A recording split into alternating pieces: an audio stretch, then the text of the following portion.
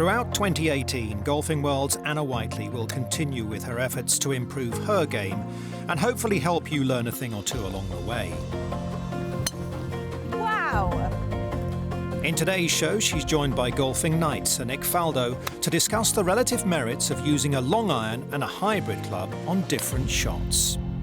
We're out here in Abu Dhabi on the driving range at the final of the Nick Faldo series with the man himself, six-time major champion Sir Nick Faldo. Thank you so much for imparting your knowledge and your tips on our Golfing World viewers this afternoon. So today we are talking the big decision when you're out on the fairway whether to go for hybrid or low iron, because it's a difficult choice. I don't personally have low iron, so I always go hybrid, but I know the guys at home well. So that's an easy choice. It's an easy choice. I'm going with it as an easy choice now because this thing is unbelievable.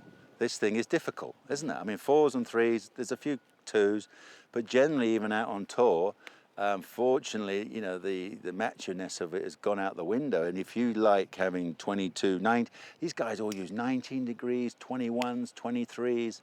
Some of them got more head covers than a bouquet of flowers in their bag, you know. But these are just so versatile. I mean, you're getting away with it, you know. If you're a decent handicap golfer, whether you can go out and test yourself, you go out and hit, you know, a dozen 4-irons and a dozen with these, and you'll see it and feel it. Yeah. That I would say 9 times out of 10, you'll be more consistent with this. Your misses will still end up, and misses with a long iron are harsh, you know. But if you're a good enough golfer to button it, this is a wonderful club, especially into the wind.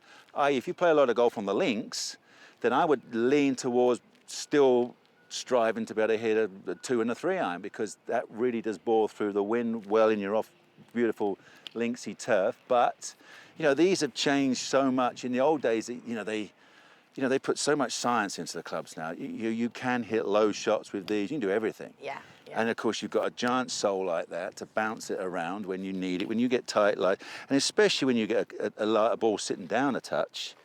I mean, even that, you know, you come and play golf courses which are tight. Yeah. Well, you stand up with a long iron there and you think, oh, there's a bunker in front of the green, you've got to get it over it.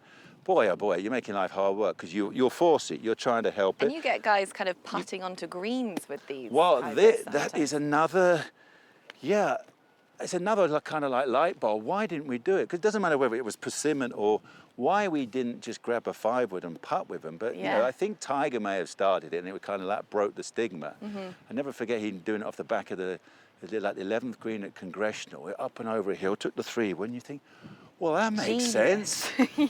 And so with you, again, if you're having problems, you know, the hands are just, you know, a little too active or what have you, you can take this and you can putt it. I take my same putting grip, and obviously it's a little different, taller and everything.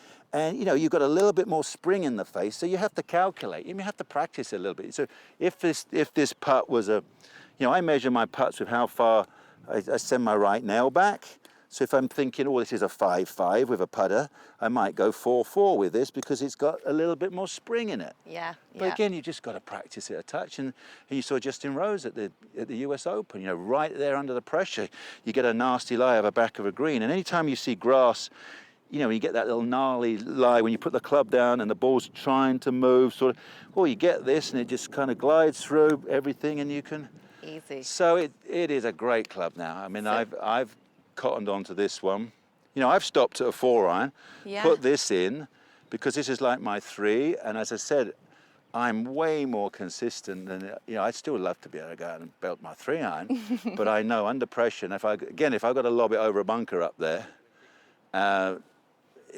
it's a simple choice. Yeah. It's not a big decision anymore. If you feel confident with these, then it's still a thrill. It's a great buzz. I mean, if you can stand up and rake over some 2 and 3 irons, and you're a good enough handicap to sting a few out there, fantastic. But if you're looking for, but I'd even carry this as well because, you know, as I said, links courses, I put the 2 and 3 in, inland, and you've got to get it higher out of rough and all that sort of thing. And you've seen pros. You know, Phil Mickelson hit some famous shots, you know, from about 160 yards. You take this, you open the face up, you give it a bit of a chop. Yeah. Well, you couldn't get out of that with a 6-iron. You can get creative. But with yeah, these, you can just use this to do anything. Let's see you belt one then. Stir the soup with this. See me belt one. Okay. Well, Well, you can do both. I mean, as I said, if I see if I can get one as high as possible, so I give it a bit of release, even if it bounces behind the ball. Look, I get the thing up. I mean, that's pretty good for downwind. And then if I want to hit a low one, I keep my right shoulder a bit higher and I drive through it, chase after it. Look, there's my little bit. Good stuff. And you can hear the strike. You know, I mishit that a bit, but look at the flight. Yeah. I got it airborne. If you're feeling confident with the low irons, go for it. But Sir Nick has just shown us just how versatile these hybrids can be. So don't hesitate to get creative out there.